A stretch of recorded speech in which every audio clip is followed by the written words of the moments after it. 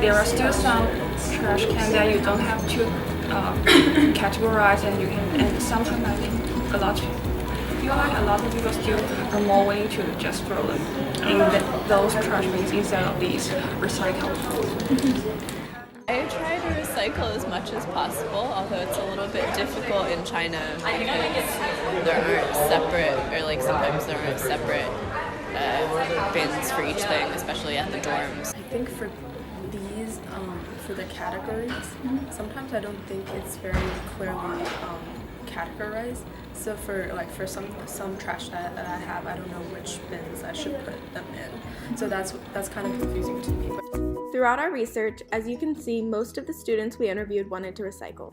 However, they either felt confused by the signs near the recycling bins or were just unsure of whether or not their trash would truly be recycled. As a result, many students completely ignore the recycling bins. At the end of each day, the trash bins are overflowing, while the recycling bins remain mostly unfilled. This is most likely due to confusion, lack of time, and a lack of awareness around recycling. From our investigation, we found that all of the trash and recycling goes to the B2 trash collection area.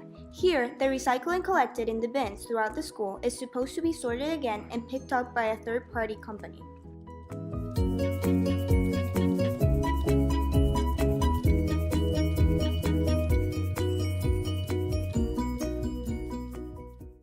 Well, I think the whole point of having separate bins is to eliminate certain types of waste and certain items that can be recycled. So we wanted to we were pinpointing, I think, like PET1, the plastic bottles.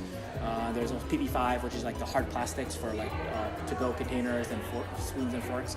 And part of it is also education. So once you kind of start thinking about not all plastics are the same. So we wanted to at least kind of separate it into categories. Paper, raw materials trash, and then 2 types of plastics, and then also metals and glass. But I think ultimately it may be too advanced for the community, so we might adjust it to make it more simplified. But ultimately, I think we should be doing it anyways, and that's kind of the direction we want to go.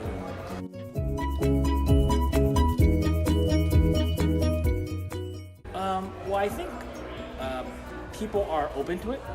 People that actually think about it and are pretty open to it. I know some people that weren't aware of it start to think about it and go, oh, I have to separate trash, and it's a good sign. People are moving in the right direction. It will take some time, but I think a lot of professors love it. The students that are more mature, that have thought about it, are starting to do it. I think we just need to make sure the entire community kind of follows along. So right now, my guesstimate is probably like 50-50. But I think over time, I think you can get it to like 80-90% over the next year. I think everyone needs to contribute, or it just doesn't work.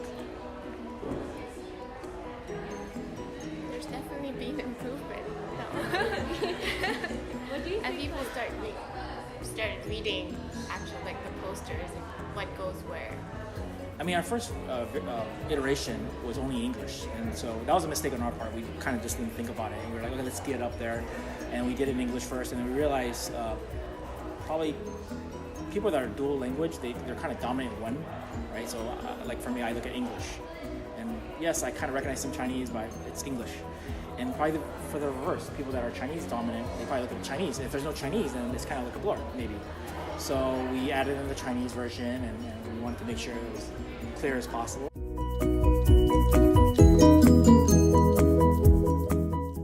Well, I think a couple of things, right?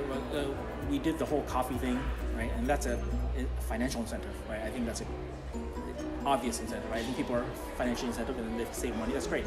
Now, I think we've done other things that are like potential ideas like eliminating plastics. Green Shanghai, they want to try to eliminate plastics, and we're here to support. Like if they have a great idea, and we can help implement it, so we can give them ideas, but we have to all kind of contribute. Like meaning, if they don't want us to sell plastic, fine, I'll eliminate all the plastic. I don't know if students will be happy, but I think but we can try.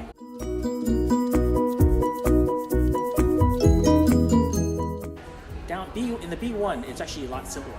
So you have like a recycle bin, a paper bin, and a food waste bin. And it's actually much simpler. That's why I started thinking about it. Maybe it's too sophisticated on the second floor. Maybe we need to dumb it down into a more simplified manner where they don't need to think too much. Recycle, paper, waste, and do the same thing. And I think that's probably a direction we're headed towards, because like I said, I know people are like they don't know which one to go with, and maybe they don't know enough, right? That's fine. But I think that's part of the education. But we can dumb it down, and then eventually, maybe over time, we can. I think maybe this version is too advanced.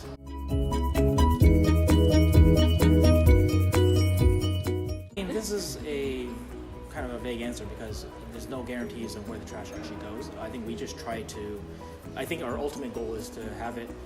Everyone sorts it. If 80% can sort it well, then we take that and we bring it down to B2. And B2 they sort it probably even more clear, like paper with paper and glass with glass, and they can kind of segment into different bags. And maybe if they need to wash it a little bit, they wash it. And then eventually, ideally, it goes to a third party.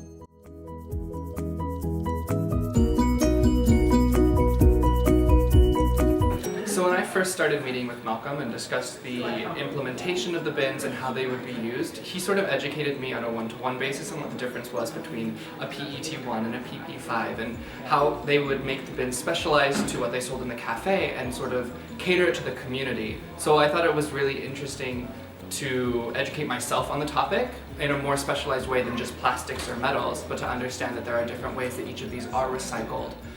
When I came to NYU Shanghai, to the larger city, to the community, and sort of saw that there was a lot of efforts being put forward by the school and by Sproutworks and everyone to really push this initiative that is super, super important. Moving forward, it will be important to continue improving the effectiveness of the recycling system here at NYU Shanghai in order to achieve equal participation between the Sproutworks and students' efforts to recycle. Once these improvements have been made, it will be up to the students to embrace this new system and help NYU Shanghai community to become active participants in this green movement.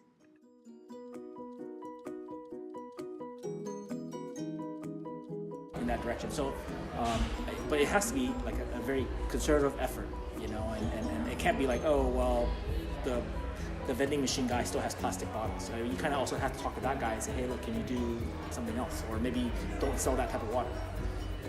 Or my idea is basically, well, you offer free water, like a nice water, a bubbly water or a flavored water, and you give everyone cups. And I think that's kind of the idea we want to do for the eventual future. But you have to make it convenient. And no one really, look, you guys are all studying, you guys are all busy, everyone's focused on their classes. No one really wants to think about water. They're thirsty. So if you give them the right quality level of water, I think they'll be happy. So I think these are all things that we're thinking about, and I always try to, like I said, it's not just me, it has to be like facilities or other departments that all pitch in and to make it happen.